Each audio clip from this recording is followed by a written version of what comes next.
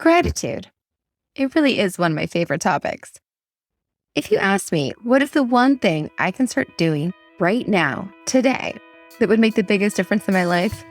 I really would say it would be to start a gratitude practice. Welcome to The Grit Show, Growth on Purpose. I'm glad you found us. I'm your host, Shauna Rodriguez, and I'm honored to be leading you on today's journey as part of this community, growing together as seekers and thrivers. You've joined us for Thursday Thoughts. These are our shorter episodes where I get you one-on-one. Tuesday, we'll be back with another conversation with a great thought leader. Shawn Achor, then a professor at Harvard, was the first speaker who really got me thinking about the importance of gratitude. Well, for the first time since I was a kid.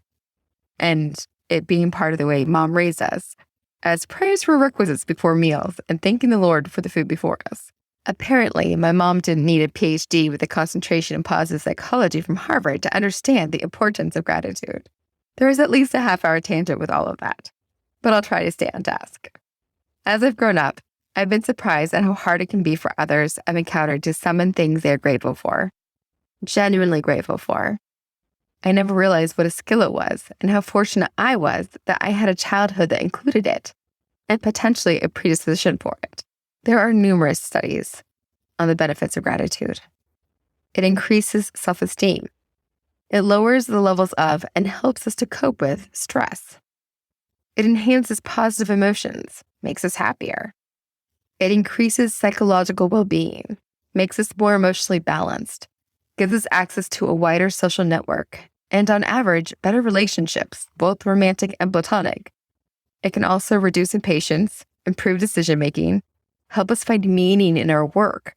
It can also improve our sleep, reduce our blood pressure, and has been shown to speed recovery and healing. It sounds like the magic cure-all drug, doesn't it? This episode is supposed to be under 10 minutes, so I can't go into all the details, but I'll give you links in the show notes to some of those studies.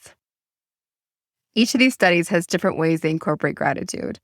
The most common way I've read or heard about it is journaling for 5 minutes a day regarding the things you're grateful for.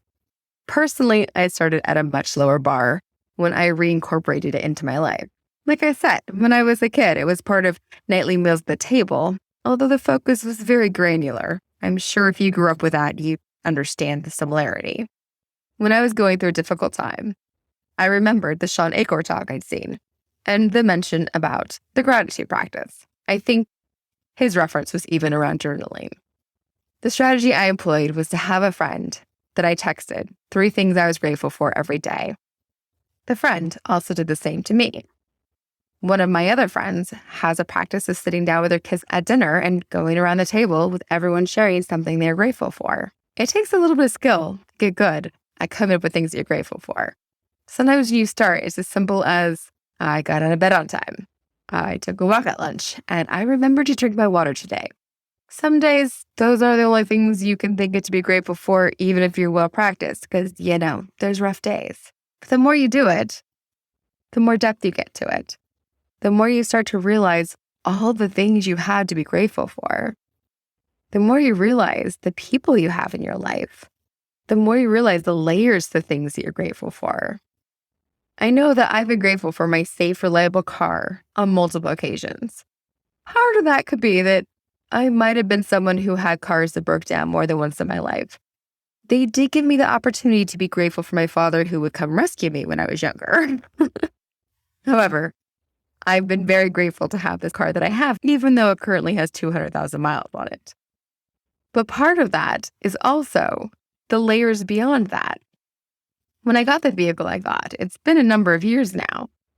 And when I found it, it only has 78,000 miles on it. When I found it, I got an amazing deal on it, and the money and financing fell into place for it. I knew what kind of car I wanted, an SUV that was a certain size, got decent mileage, had all these little bells and whistles, because I enjoy bells and whistles when I'm driving, things like rain-sensing windshield wipers, all those things. And I waited. I took the time to know exactly what I wanted, and I waited and found the right vehicle.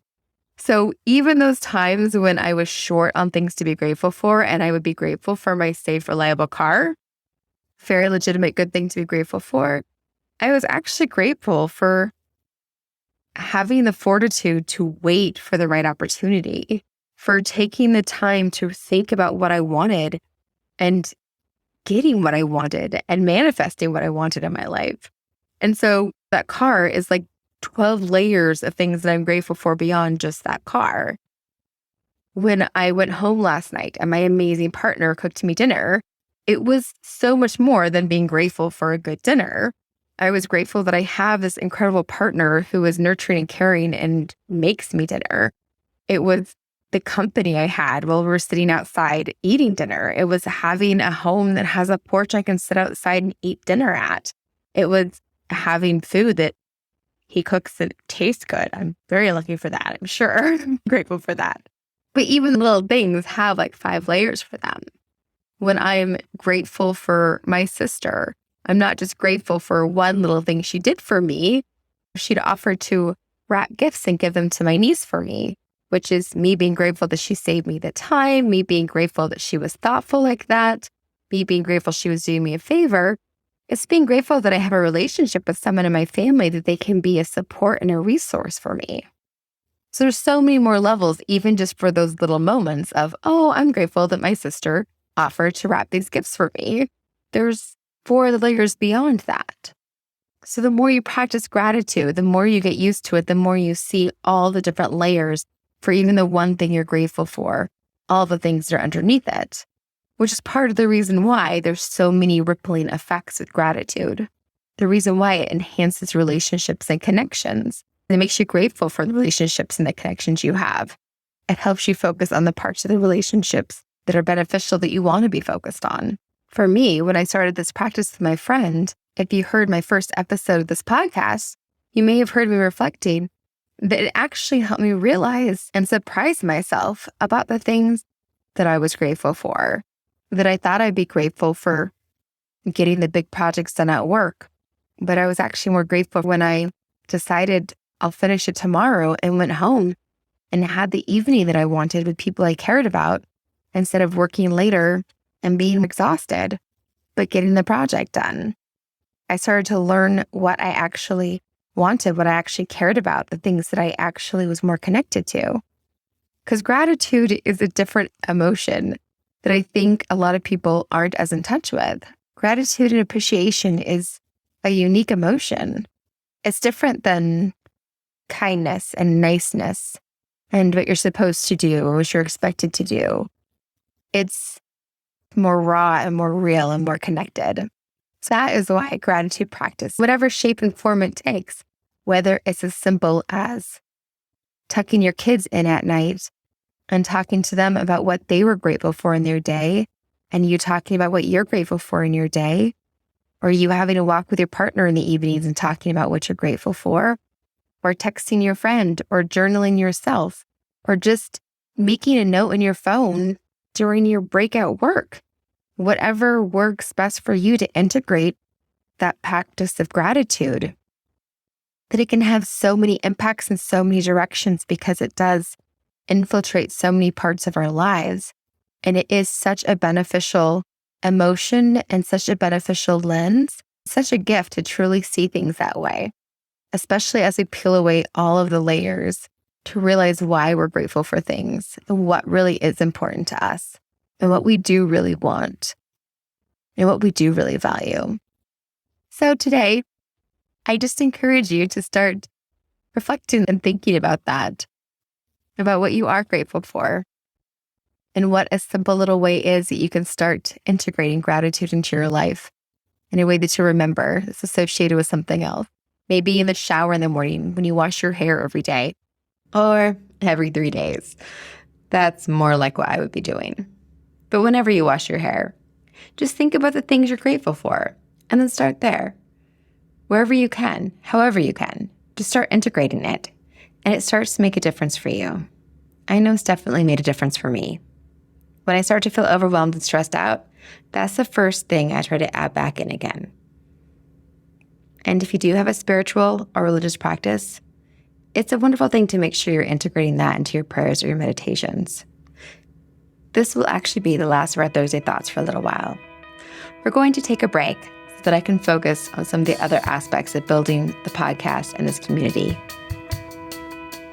Don't worry, our Tuesday episodes and interviews will continue to come out like clockwork. If it is something you missed, let me know. We can always integrate it back in again later. Before I let you go, I want to give a shout out to Lisoso10, who left us a review on Apple Podcasts saying, "I love the premise of the show, especially the idea that we need to take care of ourselves in order to continue growing and giving. I can't wait for the next episode." We love the listeners who take the time to leave reviews and take our messages to heart. We're very grateful for that. Thank you. If you haven't had a chance to leave a review, that's okay. We're immensely grateful that you made time to listen.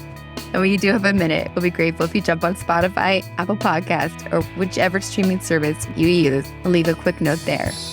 Let us and others know what you like best. It means a lot to see what you have to say. And it's a great way to help others to understand what the Grit Show has to offer.